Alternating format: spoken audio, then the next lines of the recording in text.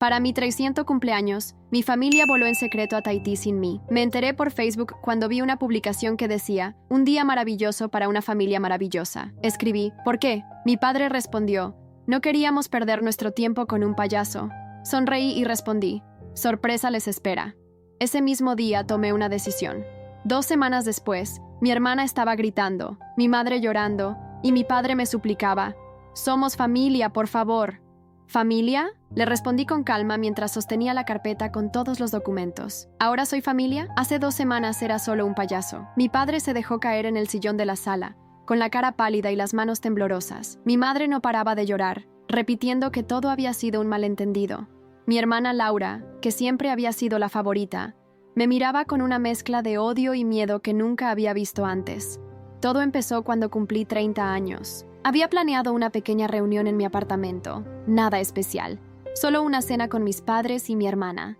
Llevaba semanas organizándolo, incluso había pedido el día libre en el trabajo. La mañana de mi cumpleaños, cuando estaba preparando todo, ninguno contestaba mis llamadas. Pensé que tal vez querían sorprenderme, así que seguí con los preparativos. Fue entonces cuando vi la publicación de mi hermana en Facebook, una foto de toda mi familia en una playa paradisíaca, con cócteles en las manos y sombreros de paja. La descripción decía, un día maravilloso para una familia maravillosa. La fecha, mi cumpleaños. Mi corazón se hundió mientras veía cómo celebraban sin mí en Tahití. Confundido y dolido, comenté en la publicación con un simple ¿por qué? No esperaba respuesta, o quizás esperaba una disculpa, una explicación. Lo que recibí fue un comentario de mi padre. No queríamos perder nuestro tiempo con un payaso. Las palabras me golpearon como un puñetazo en el estómago. 30 años de cumpleaños olvidados, de ser el segundo en todo, de escuchar cómo mis padres alababan cada logro de Laura, mientras minimizaban los míos, todo eso se cristalizó en ese momento. Sonreí con amargura mientras tecleaba mi respuesta. Sorpresa les espera. Luego apagué el teléfono y me senté en mi sala, rodeado de la comida que había preparado para una celebración que nunca ocurriría. Esa misma noche, después de tirar toda la comida y beber 2 botellas de vino yo solo, tomé una decisión. Si mi familia no me consideraba digno de celebrar mi cumpleaños con ellos, yo tampoco los consideraría dignos de lo que estaba por venir. Lo que ellos no sabían, lo que nadie sabía, era que 3 meses antes había recibido una noticia que cambiaría nuestras vidas para siempre. Mi abuelo paterno, a quien apenas conocí porque mi padre había cortado relación con él años antes de que yo naciera, había fallecido dejándome como único heredero de su fortuna. No era una cantidad exorbitante, pero incluía una casa en una zona exclusiva de la ciudad y acciones en varias empresas que generaban dividendos considerables. Mi abuelo había especificado en su testamento que solo yo debía recibir la herencia, nadie más en la familia. Cuando el abogado de mi abuelo me contactó, me quedé en shock. ¿Por qué yo? El abogado me explicó que mi abuelo había seguido mi vida desde lejos, orgulloso de cómo me había esforzado por salir adelante por mis propios medios, sin el apoyo que mis padres tan generosamente daban a mi hermana. Al parecer, antes de morir, mi abuelo había intentado reconciliarse con mi padre, pero éste lo había rechazado sin siquiera escucharlo. Durante esos 3 meses, había guardado el secreto, pensando en cómo dar la noticia a mi familia. Planeaba hacerlo durante la cena de mi cumpleaños, imaginando sus caras de sorpresa. Pensé ingenuamente que esto podría cambiar nuestra relación, que finalmente me verían como alguien valioso. Qué equivocado estaba. Al día siguiente de mi cumpleaños, comencé a ejecutar mi plan. Lo primero que hice fue contactar al abogado de mi abuelo, el señor Martínez, un hombre de unos 60 años con una mirada astuta y una sonrisa comprensiva. Quiero saber exactamente qué implica la herencia, le dije en su despacho, un lugar elegante pero austero en el centro de la ciudad. Y sobre todo, quiero saber si mi padre tiene algún derecho sobre ella. El señor Martínez ajustó sus gafas mientras revisaba los documentos. Tu abuelo fue muy específico, Javier. La herencia es exclusivamente tuya. Tu padre renunció legalmente a cualquier derecho cuando se negó a firmar el acuerdo de reconciliación que tu abuelo propuso hace 5 años. Aquello fue una revelación. Nunca supe que mi abuelo había intentado reconciliarse con mi padre en más de una ocasión. ¿Hubo más intentos?, pregunté. Varios. En los últimos 10 años de su vida, tu abuelo escribió cartas, envió regalos, incluso intentó contactar a través de amigos comunes. Tu padre rechazó todos los acercamientos. Me mostró copias de algunas cartas. Verlas me produjo un nudo en la garganta. Mi abuelo había intentado explicar su versión de la disputa familiar. Pedía perdón por sus errores y suplicaba poder conocer a sus nietos antes de morir. Todas fueron devueltas sin abrir. Mientras regresaba a mi apartamento, recordé las pocas veces que había preguntado a mi padre sobre mi abuelo. «Es un egoísta que no merece llamarse padre», solía responder, cortando cualquier conversación al respecto. Mi madre siempre apoyaba esta postura, y Laura, siguiendo el ejemplo, nunca mostró interés por conocer a nuestro abuelo. Durante los siguientes días, me dediqué a revisar las propiedades que había heredado. La casa era una mansión en el barrio más exclusivo de la ciudad, con jardines amplios y una piscina. Estaba bien conservada gracias al personal que mi abuelo había contratado y que seguía trabajando allí. Carmen, el ama de llaves, una mujer de unos 50 años que había servido a mi abuelo durante décadas, me recibió con lágrimas en los ojos. «Se parece tanto a él cuando era joven», me dijo, mientras me mostraba la propiedad. «Su abuelo hablaba de usted constantemente. Tenía todas sus fotos. Recortes de periódico cuando ganó ese concurso de matemáticas en el instituto. Incluso guardó el programa de su graduación universitaria». Sentí una mezcla de emoción y tristeza. Mi abuelo había seguido mi vida desde lejos, mientras que mis propios padres, que estaban presentes físicamente, parecían no haber prestado verdadera atención a mis logros. Fue entonces cuando decidí mudarme a la casa. Empaqué mis pertenencias y dejé mi pequeño apartamento alquilado. No avisé a nadie de mi familia sobre este cambio. Quería ver cuánto tardarían en notar que ya no vivía en el mismo lugar. La respuesta llegó una semana después. Mi hermana Laura me llamó, algo que rara vez hacía. «Mamá dice que no contestas el teléfono fijo de tu apartamento», dijo sin saludar siquiera. «Estoy ocupado», respondí secamente. «¿Ocupado? ¿Tú?», se burló. «¿Con qué exactamente? Porque hasta donde sé, sigues en ese trabajo mediocre en la editorial». Respiré hondo antes de responder. Laura siempre había menospreciado mi trabajo como editor, a pesar de que me apasionaba y había logrado ascender por méritos propios. «Las personas cambian, Laura, a veces de forma sorprendente». «Como sea», dijo impaciente. «Mamá y papá quieren que vengas a cenar el domingo. Tenemos noticias importantes». «¿Más importante que mi cumpleaños?». No pude evitar el sarcasmo. Hubo un silencio incómodo. «Oh, vamos, Javier, no seas infantil. Era solo un viaje. Te compramos un regalo». Un viaje familiar sin un miembro de la familia no es solo un viaje, Laura. Es una exclusión deliberada. «Mira, si vas a seguir con esa actitud», comenzó ella, pero la interrumpí. «Estaré allí el domingo», dije y colgué. El domingo llegó, y con él, mi oportunidad. Me vestí con un traje que nunca había visto, comprado específicamente para la ocasión. Me presenté puntualmente en la casa de mis padres, ese lugar donde había crecido sintiendo siempre que no era suficiente. Mi madre abrió la puerta y se quedó mirándome con sorpresa. «Javier, estás diferente. La gente cambia, mamá». Repetí la misma frase que le había dicho a Laura. La cena comenzó con una tensión palpable. Mi padre apenas me dirigió la palabra, como si el comentario en Facebook nunca hubiera existido. Laura, sin embargo, estaba radiante. «Bueno, ya que estamos todos aquí», dijo mi padre finalmente, levantando su copa, «quiero proponer un brindis por el ascenso de Laura. Ha sido nombrada directora general de la empresa». Todos levantaron sus copas, yo incluido, aunque sin entusiasmo.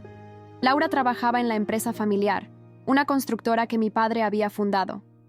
Siempre había sido preparada para tomar el mando algún día, mientras que a mí nunca se me consideró para un puesto allí. «Y eso no es todo», continuó mi padre, sonriendo orgulloso. «Con este ascenso, Laura podrá comprar finalmente la casa que tanto quiere en La Moraleja». La Moraleja, precisamente el barrio donde estaba la casa que había heredado. Laura comenzó a describir la propiedad que planeaba comprar. Una casa supuestamente exclusiva con todas las comodidades. «¿Y tú, Javier?», preguntó mi madre, como si de repente recordara que yo también estaba allí. «¿Alguna novedad en tu vida?». Era el momento perfecto. Sonreí tranquilamente mientras sacaba mi teléfono. «De hecho, sí, me he mudado». Mostré algunas fotos de mi nueva casa. La reacción fue inmediata. Mi madre dejó caer su tenedor. Laura dejó de hablar a media frase. Y mi padre se inclinó para mirar mejor las fotos. «Eso es», comenzó mi padre con el ceño fruncido. «Eso parece La Moraleja». «¿Estás alquilando allí?». «No, papá», respondí calmadamente. «Es mía. La heredé». «¿Heredaste?». Mi padre soltó una carcajada incrédula. «¿De quién, si se puede saber?». «Que yo sepa, no tenemos parientes ricos». «De mi abuelo». respondí, sosteniendo su mirada. Tu padre. El silencio que siguió fue absoluto. Mi padre se quedó completamente inmóvil, como si le hubieran congelado en el tiempo. Mi madre llevó una mano a su boca, ahogando una exclamación. Laura alternaba la mirada entre mi padre y yo, claramente confundida. «Es imposible», dijo finalmente mi padre, su voz apenas un susurro. «Mi padre murió hace años». «Hace exactamente 4 meses», corregí. «Y contrario a lo que siempre nos hiciste creer, nunca perdió la esperanza de reconciliarse contigo». Saqué entonces una de las cartas que el abogado me había mostrado, una copia que había guardado específicamente para este momento. Se la entregué a mi padre, que la tomó con manos temblorosas. «La devolviste sin leerla, como todas las demás», dije mientras la abría. «Pero esta vez la vas a leer». Mi padre recorrió las líneas con la mirada. Vi cómo su expresión cambiaba, cómo el color abandonaba su rostro. Cuando terminó, dejó caer la carta sobre la mesa y se cubrió el rostro con las manos. «No entiendo nada», intervino Laura impaciente. «¿De qué va todo esto? ¿Qué dice esa carta?» «La carta es una súplica», expliqué. El abuelo pedía perdón por los errores que cometió como padre y rogaba poder conocer a sus nietos antes de morir. Pedía una segunda oportunidad, la oportunidad que nunca le dieron. «Tu abuelo era un manipulador», dijo mi madre de repente, su tono defensivo. «Siempre lo fue. No sabes la mitad de las cosas que hizo». «Cuéntame entonces, mamá», la desafié.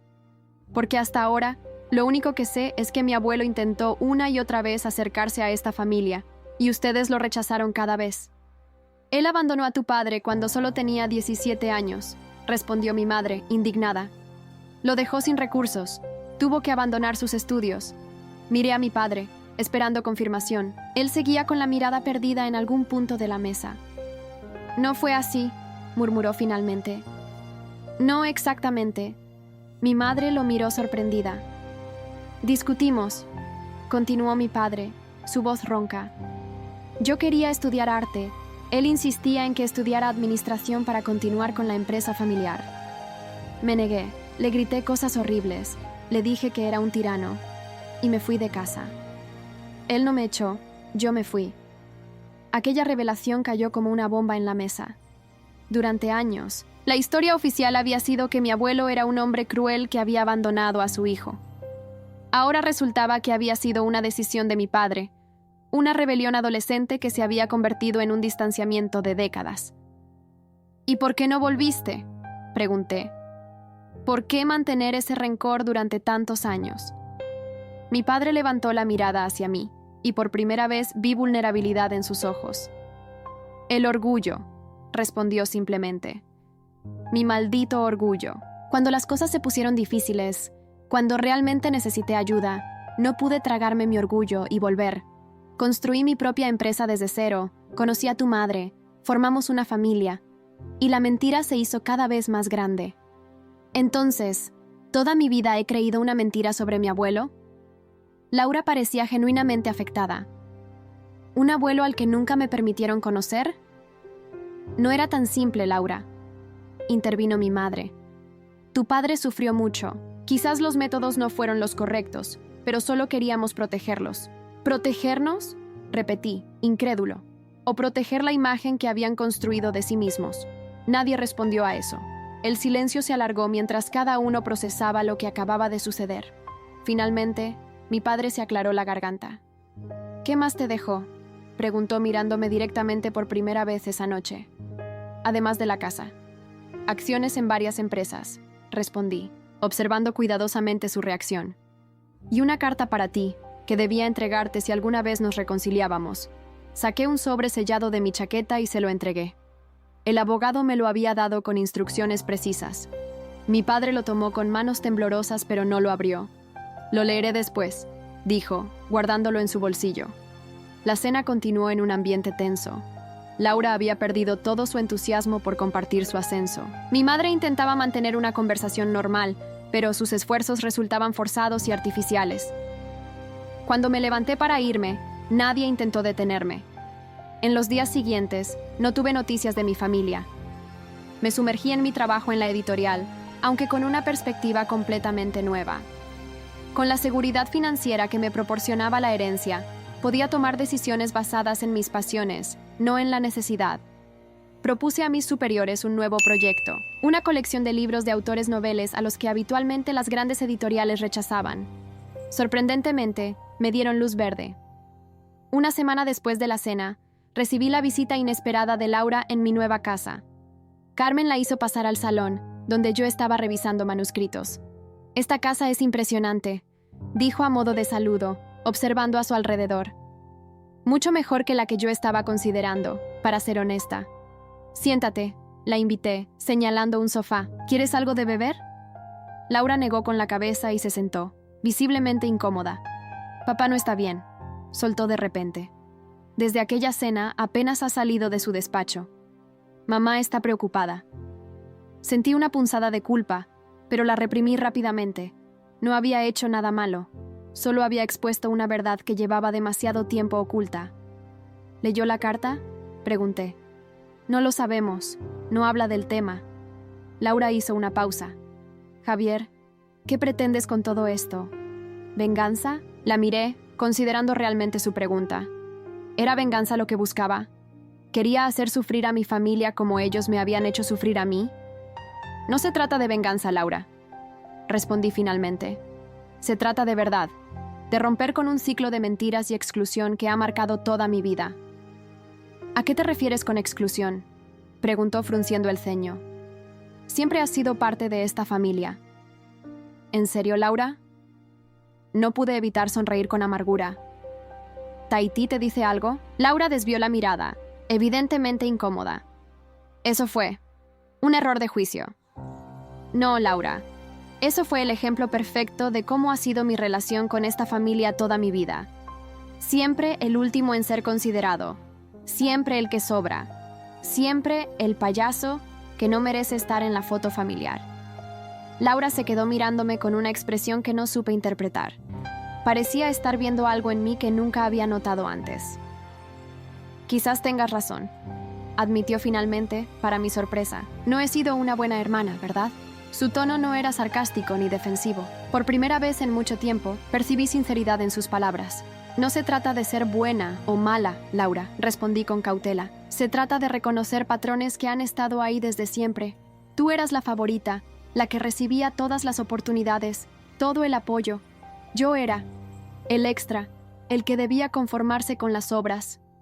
Laura se levantó y caminó hacia la ventana que daba al jardín. Por un momento se quedó en silencio, observando la piscina y los cuidados rosales que Carmen mantenía con esmero. «¿Sabes? Siempre te envidié», dijo de repente, sin volverse. «Perdón, creí haber escuchado mal. Te envidié, Javier». Ahora se giró para mirarme.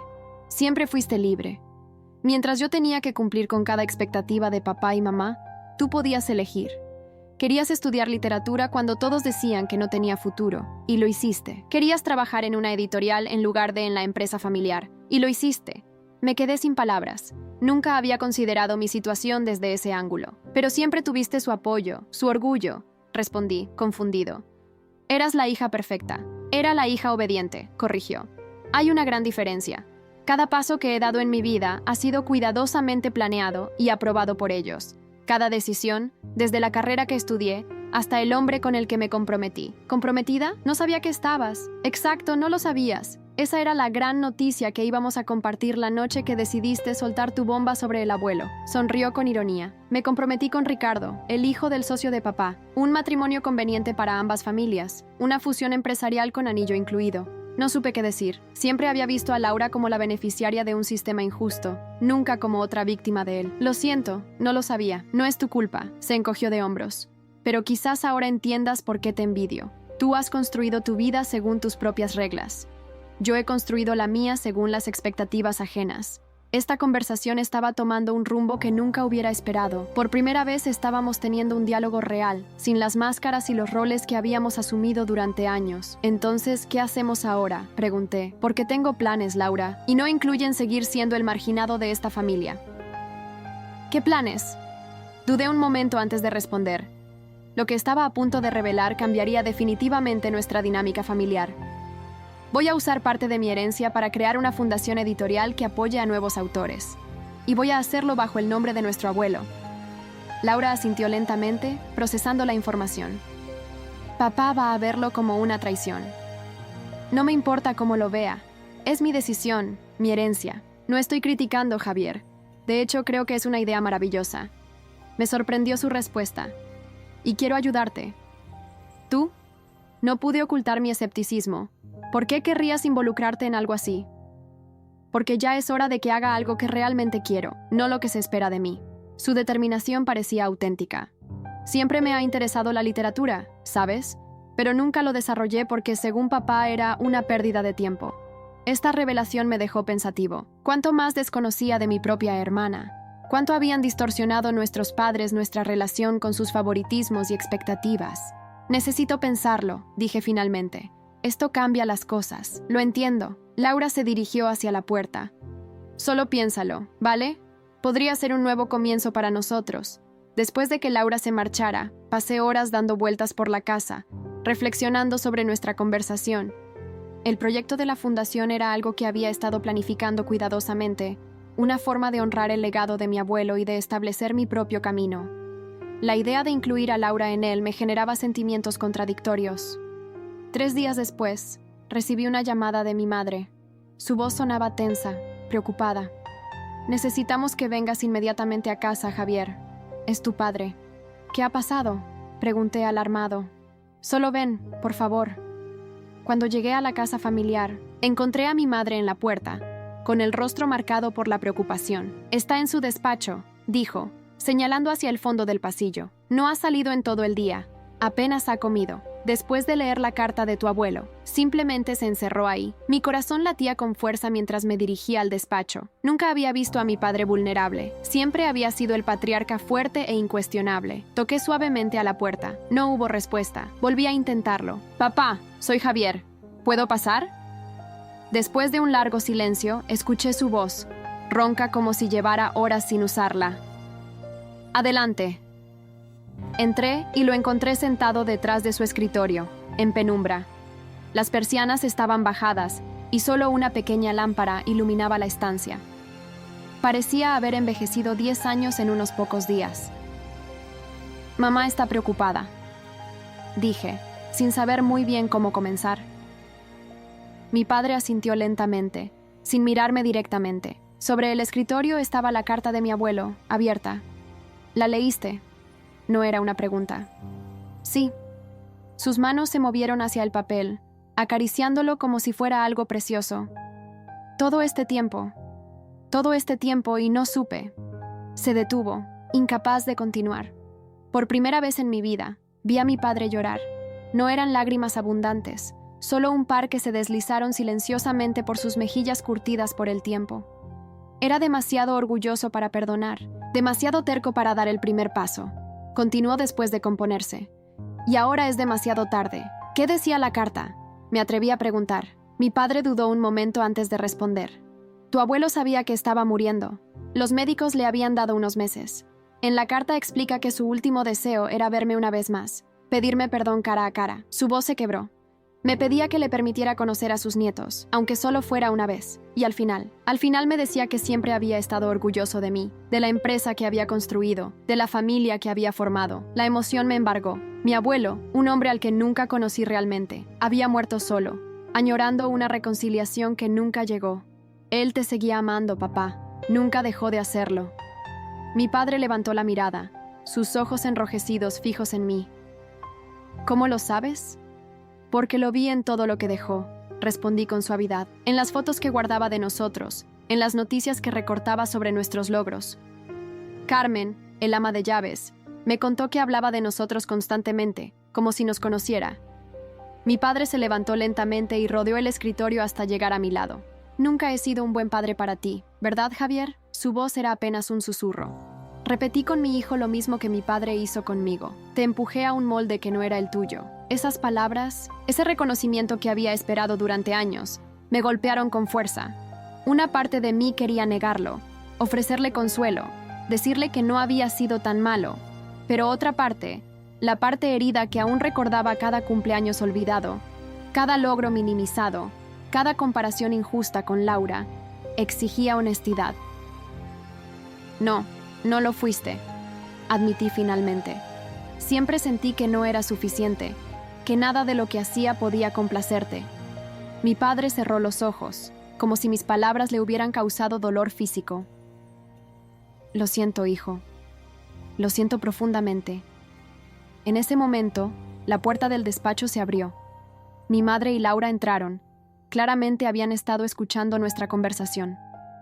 ¿Podemos hablar todos?, preguntó mi madre, su voz temblorosa. Como familia, como deberíamos haberlo hecho hace mucho tiempo. Nos sentamos en la pequeña sala de estar adjunta al despacho. El ambiente era tenso pero diferente, como si una barrera invisible hubiera caído. Hace 3 días Laura vino a verme, comenzó mi padre, mirándome directamente. Me contó sobre tu plan de crear una fundación editorial con el nombre de mi padre. Me enfurecí. Sentí que era una forma de atacarme, de restregarme en la cara que él te había elegido a ti, no a mí. Asentí, entendiendo perfectamente su reacción.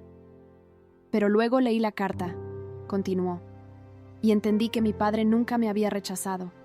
Fui yo quien lo rechazó a él, una y otra vez. Igual que he estado rechazándote a ti, Javier, aunque de manera diferente. Minimizando tus logros, comparándote constantemente con Laura, excluyéndote. Lo del viaje fue idea mía, interrumpió mi madre de repente. Tu padre quería esperar a que regresaras de ese seminario en Barcelona para poder irnos todos juntos, pero yo insistí, siempre he sido yo la que... Se interrumpió, incapaz de continuar. Laura tomó su mano, dándole apoyo. Lo que mamá intenta decir, continuó Laura, es que ella ha sido quien ha fomentado esta dinámica familiar. El favoritismo hacia mí, la exclusión hacia ti.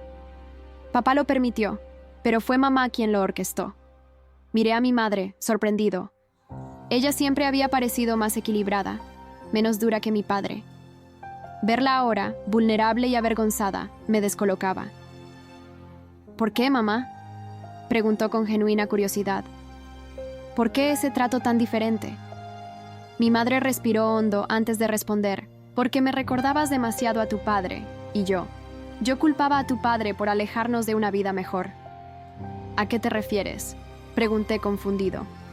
Cuando tu padre decidió rechazar definitivamente la reconciliación con tu abuelo, estábamos pasando por momentos muy difíciles económicamente. La empresa apenas comenzaba, teníamos deudas. Si hubiera aceptado hacer las paces, probablemente tu abuelo nos habría ayudado, pero tu padre era demasiado orgulloso. Mi madre me miró con tristeza. Y tú eras igual que él, terco, idealista, dispuesto a seguir tu camino aunque eso significara más dificultades.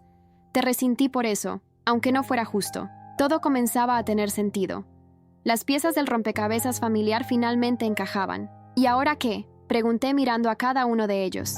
¿Qué hacemos con todo esto? Quiero ayudarte con la fundación, dijo mi padre sorprendiéndome. No para controlarla ni para imponer mi visión, sino para apoyarte.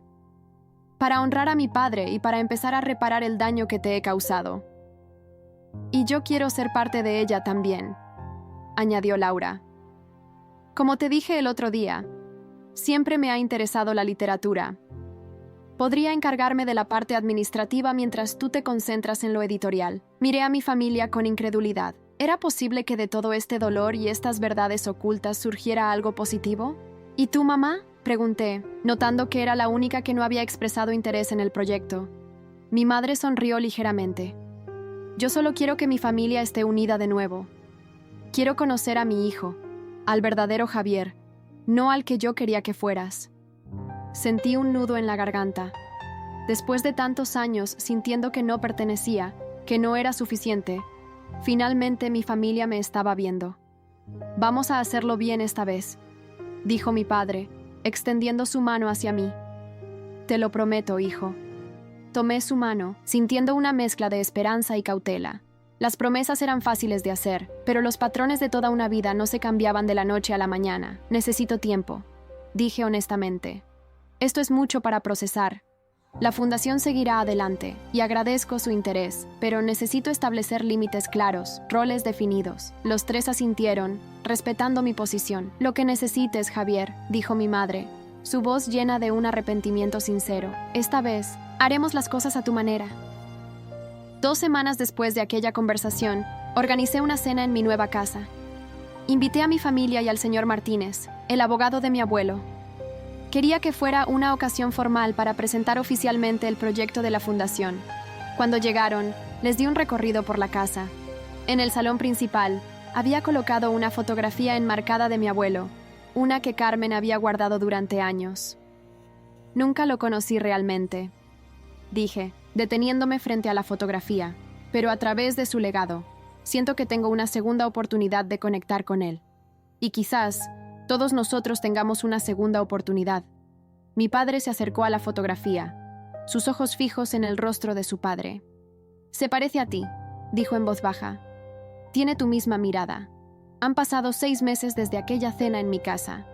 La Fundación Editorial Carlos Navarro, nombrada en honor a mi abuelo, ya es una realidad.